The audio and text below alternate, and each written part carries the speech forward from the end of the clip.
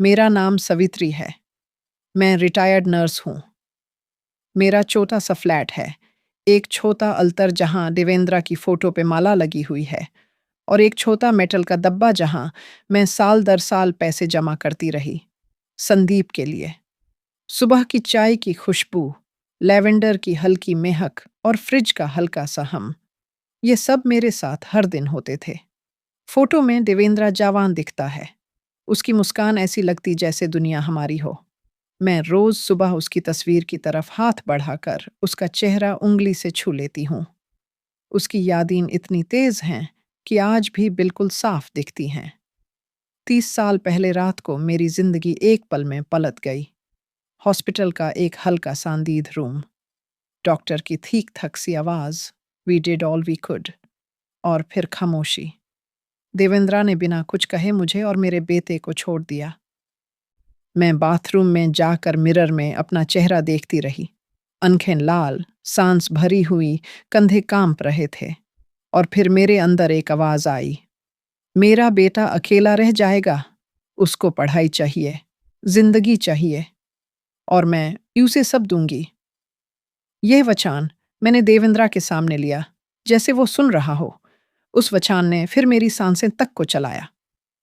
उस रात के बाद मैंने अपनी जिंदगी पूरा बदल दी। रातों की ड्यूटी, दिन की ड्यूटी, कभी कभी 2 शिफ्ट्स एक ही दिन। हॉस्पिटल के ब्रेक रूम में खाली प्लेट, थोड़ा सा सूप। पुराने जूतों से पैर दाढ़ करते, बैक दाढ़ रहता, पर मैं रुकती नहीं थी। मैं हंसता चेहरा रखती, क्योंकि हर पैसे का एक ही नाम था, संदीप। हर कॉइन जब डब्बे में आवाज करता, मेरा दिल हल्का हो जाता। डिनर कभी कभी सिर्फ एक टुकड़ा रोटी और सब्जी होती। कोवर्कर्स जब पार्टी जाते, मैं बस कह देती, बहुत थकी हूं। सच ये था, पैसा नहीं था। जब संदीप स्कूल से मार्क्स लाता, मैं उसका रिपोर्ट कार्ड किचन के पास चिपका देती। वो खुश होता, और मैं उससे भी ज्यादा। उसकी एक जीत मेरे लिए ट्रॉफी थी। उसकी एक हंसी मेरे लिए बरकत थी। एक दिन उसने आकर कहा, माँ, मुझे बाहर पढ़ाई करनी है। मेरा दिल हिल गया। मैं रात भर कॉफी का मुग लेकर टेबल पर बैठी, कैलकुलेटर से नंबर्स जोड़ती रही। रूम रेंट, ट्यूशन, बुक्स, सब मुश्किल लग रहा था। पर मैंने थकन, दाढ़, सबको साइड में रख दिया। सेविंग्स निकाली, लोन लिया, और ज्यादा काम किया। हर डबल शिफ्ट के बाद घर आती, पैर जलते, लेकिन दिल गर्म होता। मेरा वचन पूरा हो रहा था। 4 साल बाद ग्रेजुएशन का दिन आया। संदीप स्टेज पे खड़ा था। उसके हाथों पर उसकी मुस्कान चमक रही थी। मैं भीड़ के कोने में थी, छोटी सी। लेकिन मेरी खुशी बहुत बड़ी थी। तालियां मैंने सबसे ज्यादा जोर से बजाई। आंखों से आंसू बह रहे थे, खुशी के। उस दिन मैंने सोचा, मैंने अपना फर्ज निभा दिया। पर जिंदगी कभी रुकती नहीं। फिर ईशा आई। जब संदीप बड़ी कंपनी में जॉब कर रहा था, ईशा एकदम चमकती हुई, हाई हील्स, महंगा परफ्यूम, नई कपड़े। जब वो पहली बार मेरे फ्लैट आई, उसकी आंखों ने फर्नीचर को इस तरह देखा जैसे बोल रही हो, इतना सिंपल। उसकी स्माइल नाइस थी, पर आंखों में थोड़ी सी डिस्टेंस। संदीप उससे ऐसे देखता जैसे मैं देवेंद्रा को देखा करती थी। शादी हुई। ईशा ने अपना ड्रीम वेडिंग प्लान किया। वाइट फ्लावर्स, लाइव बैंड, बड़े हॉल्स। मैं बस एक ही सोच रही थी, बेटा खुश है तो मैं खुश हूं। फिर उन्होंने अपना घर खरीदने की बात की।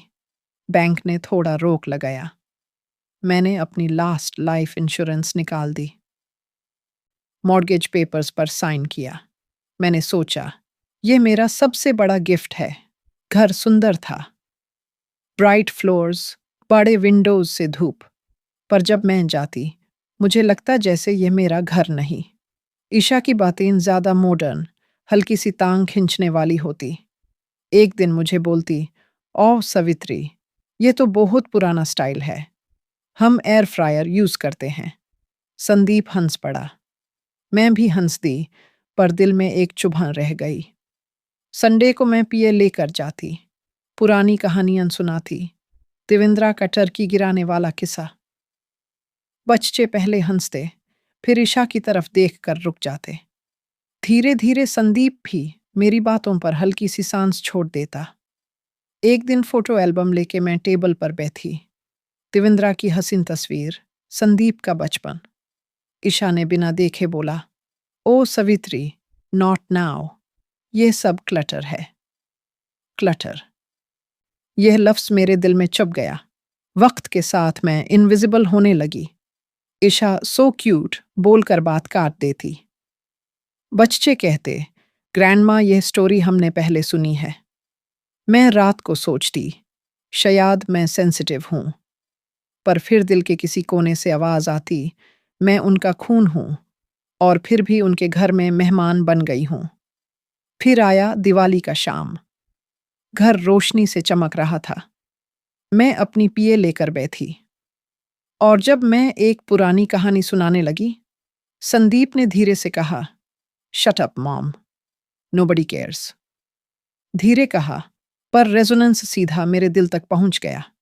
ईशा ने वाइन के पीछे से हल्की सी स्माइल दी। मेरे हाथ कांप गए। मैं चुप हो गई, बाहर आ गई।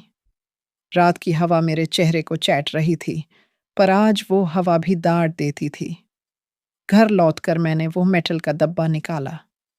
Mortgage papers, car papers, insurance के कागज, मेज़े सब टेबल पर फैला कर देखा। हर पेपर मेरे दिए हुए सालों का सबूत था। उस रात मेरे अंदर एक अजीब सा सख्त जज्बा पैदा हुआ। मैं समझ गई, मैं हमेशा चुप रही हूं, पर अब मेरे पास एक अलग तरह की खामोशी होगी। मेरी मेरी मर्जी की, मेरी शक्ति की। अगली सुबह सूरज निकाल रहा था। मैंने एक छोटा सा सूटकेस निकाला। थोड़े कपड़े, नर्स लाइसेंस, देवेंद्रा की फोटो और वो डब्बा। बाकी सब छोड़ दिया। मैंने किसी के लिए कोई नोट नहीं लिखा। मैंने कार स्टार्ट की और सीधा साउथ की तरफ निकल गई। ओहायो से केंटकी, फिर टेनेसी और लास्ट फ्लोरिडा। रास्ते भर सिर्फ गैस स्टेशंस, कॉफ़ी कप्स और मेरी सांस। सेंट ऑगस्टीन में एक छोटा अपार्टमेंट मिला। बैल्कनी से समुंदर दिखता था। लैंडलॉर्ड एक बूढ़ी औरत थी। उसने मुस्कुराते हुए बिना सवाल किए चाबी दे दी। सुबह बैल्कनी पर चाय लेकर खड़ी थी। समुंदर की हवा मेरे बालों को हिला रही थी। मैंने फ़ोन उठाया। पहली कॉल लॉयर को। सूजन, मुझे अपना विल अपडेट करना है। मैं एक स्कॉलरशिप फंड बनाना चाहती हूँ, देवेंद्रा पैटरसन नर्सिंग स्कॉलरशिप। मेरा सब कुछ इस फंड में जाएगा। लॉयर ने पूछा, और संदीप? मैंने सीधे शब्द में कहा, मैंने उससे डिसइनहेरिट करना है। फिर फाइनेंशियल एडवाइजर को कॉल किया। जॉइंट इमरजेंसी फंड सिर्फ मेरे नाम पे ट्रांसफ़र कर दो। कार कंपनी को कहा, लेक्सस रिपोजेस कर लो। वो कार सिर्फ मेरे नाम पे है। बैंक को बोला मॉर्गेज से मुझे कोसाइनर हटा दो। 3 दिन बाद उनके कॉल्स शुरू हुए। Mom, where are you? Mom, car को तो ट्रक ले गया। मॉम, बैंक का लेटर आया, प्लीज आंसर। मैं फ़ोन साइलेंट कर देती। रात को उनके वॉइस मेल्स को सुनकर डिलीट कर देती, जैसे मौसम का फोरकास्ट। मैंने नया जीवन शुरू किया। एक छोटी क्लिनिक में वॉलंटियर करना शुरू किया। बीच पर नंगे पैर चलना शुरू किया। धूप मेरी त्वचा को गर्म करती और मैं लगता मैं वापस आ रही हूँ। नर्सिंग स्टूडेंट्स के लिए स्कॉलरशिप फंड एक्टिवेट किया। मेरे दाढ़ से निकला हुआ पैसा अब किसी और के काम आ रहा था। समुंदर के किनारे मैं खुद से कहती, तुमने मुझे शट अप मॉम कहा। मैंने पूरी जिंदगी तुम्हारे लिए सब कुछ दिया। अब मैं चुप होकर अपना जीवन वापस ले रही हूं। यह खामोशी मेरे लिए कमजोरी नहीं थी, यह मेरे लिए जीत थी। मैं सावित्री हूं और आज मैं जिंदा हूं, मुकम्मल हूं। सेंट ऑगस्टीन का मौसम अजीब सा होता है। थोड़ी ह्यूमिडिटी, थोड़ी हवा और थोड़ा सा वो कोस्टल सुकून जो जैसे मेरे दिल पे मरहम लगाता हो। रोज सुबह बैल्कनी पे जाकर मैं चाय पीती हूँ। कप की गरम सरफेस मेरे हाथ को थमे रखती है, बिल्कुल किसी पुराने दोस्त की तरह। लगता है जैसे जिंदगी ने मुझे एक नया रिदम दे दिया हो। बीच तक छोटा सा वॉक, वॉलंटियर क्लिनिक में शिफ्ट, लंच में सिंपल सैलड और शाम को समुंदर को देखते हुए मैं सोचती हूँ, इंसान कितना कुछ बर्दाश्त कर लेता है जो दिखाई ही नहीं देता। जब मैं यहाँ एक नई जिंदगी शुरू कर रही हूँ, उसी वक्त संदीप और ईशा का घर उल्टा घूम रहा था। जब लेक्सस वापस ले ली गई, मुझे मालूम था उन्होंने सोचा होगा, मॉम कुछ पेपर मिस कर गया होगा। ईशा ने शायद हंसी में उड़ा दिया होगा। यह मैं क्लियरली इमेजिन कर सकती हूँ। It's fine babe, will manage. लेकिन जब मॉर्गेज का लेटर आया और बैंक ने ऑफिशियली लिख दिया कि मैं को साइनर हता चुकी हूँ, मुझे ऑलमोस्ट महसूस हुआ होगा। उनकी मुस्कुराहट फ्रीज हो गई। ईशा के चेहरे का वो कॉन्फिडेंट शाइन धुंधला पड़ गया होगा। मुझे पता था संदीप का पेशेंस शॉर्ट होने वाला है। घर की वो साइलेंस जो कभी उनके लिए कंफर्ट थी, अब उनको तोड़ रही होगी। मुझे उनकी आवाज सुनाई दी जैसे दूर से। Why is this happening? बच्चे पूछते होंगे। Dad, why are you shouting? क्योंकि वो हर बैंक एम्प्लॉई से यही कह रहा होगा। My mom wouldn't do this, she wouldn't just leave. पर बैंक का जवाब सिंपल था। Sir, she legally removed herself. मैं ये सब इमेजिन करके रुकी नहीं। मुझे बिल्कुल पता था उनका घर टेंशन से भर गया होगा। ईशा की हील्स ज्यादा शार्प लगती होंगी, संदीप के फुटस्टेप्स हैवी। बच्चे चुप। घर का सुकून टूट गया। एक रात फोन भी बजा। मैंने हिचकिचाते हुए वॉइसमेल प्ले किया। मॉम, अगर आप गुस्सा हो तो ठीक है, बस बताओ आप सेफ हो, बस एक बार प्लीज। मैं खिड़की के पास बैठी थी जब यह सुना। दिल में एक हल्की सी चुभन हुई। पर फिर मेरे दिमाग ने उस दिवाली की रात का वो लफ्ज़ याद दिलाया, शट अप मॉम। और फिर से शांत हो गई। मैं उनकी नीड का जवाब नहीं बन सकती, प्यार का नहीं। फ्लोरिडा में एक हफ्ते बाद मैं ज़्यादा वॉलंटियर शिफ्ट्स लेने लगी। क्लिनिक की नर्स मरिया, लटीना, लाउड, एनर्जेटिक, रोज़ मेरे काम की तारीफ करती। Savitri, you have golden hands. मैं मुस्कुरा देती थी, लेकिन अंदर से मुझे महसूस होता, कभी किसी ने मुझे सिंपल इंसान की तरह अप्रिशिएट किया ही नहीं था बहुत सालों से। एक दिन एक ओल्ड पेशेंट आया, मिस्टर हॉकिंस।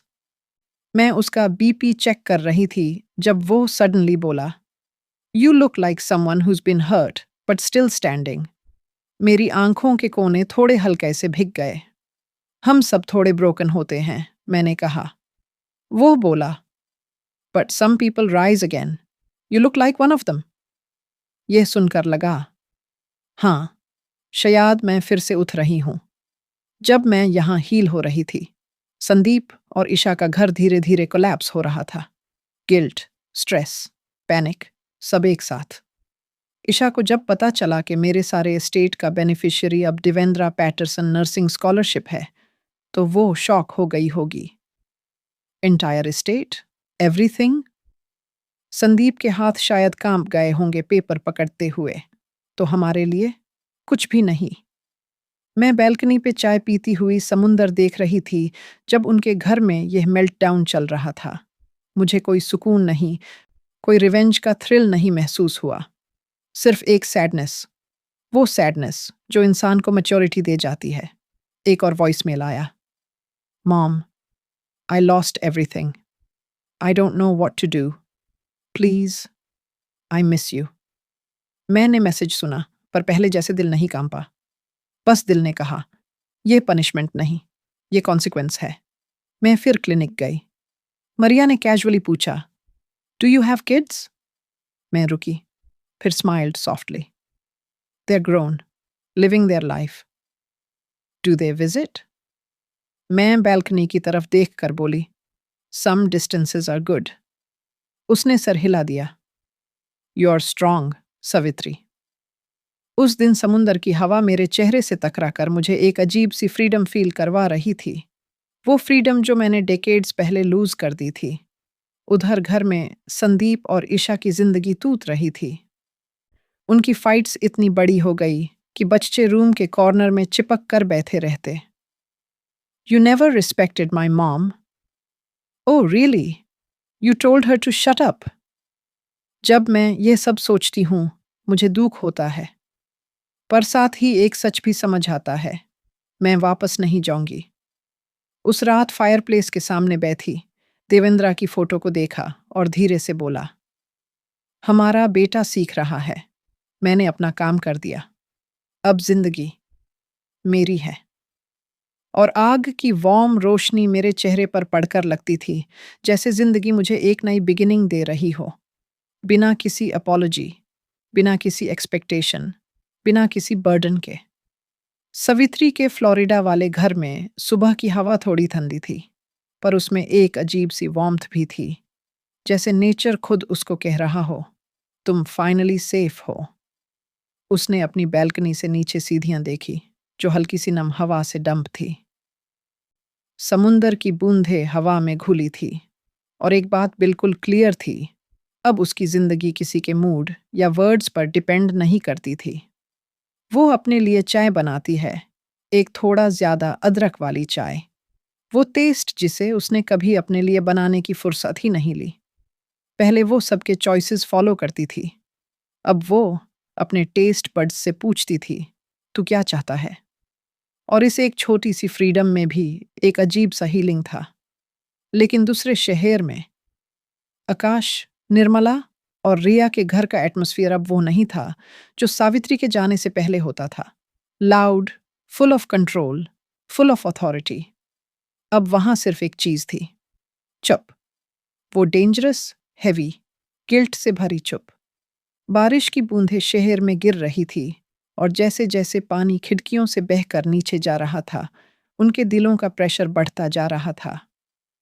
रिया किचन में खाड़ी चाय बनाने की कोशिश कर रही थी, पर हाथ बर कांप रहे थे।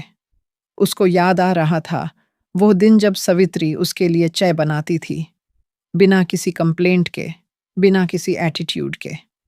एक सॉफ्ट सी स्माइल और एक टेस्ट करके बताओ के साथ। रिया ने एक कप टेबल पर रखा। फ्रंट पर लिखा था, फैमिली इज फॉरएवर। उसका थ्रोट टाइट हो गया। फॉरएवर। वो हल्की हंसी में कहने की कोशिश करती, पर हंसी टूट कर रोहे में बदल जाती। निर्मला लिविंग रूम में बैठे बैठे थक चुकी थी। आंखों के नीचे डार्क सर्कल्स, हाथ में एक पुराना शॉल। वो उस शॉल को बार बार स्मेल करती थी, क्योंकि उसमें सवित्री की थोड़ी सी खुशबू अब भी थी।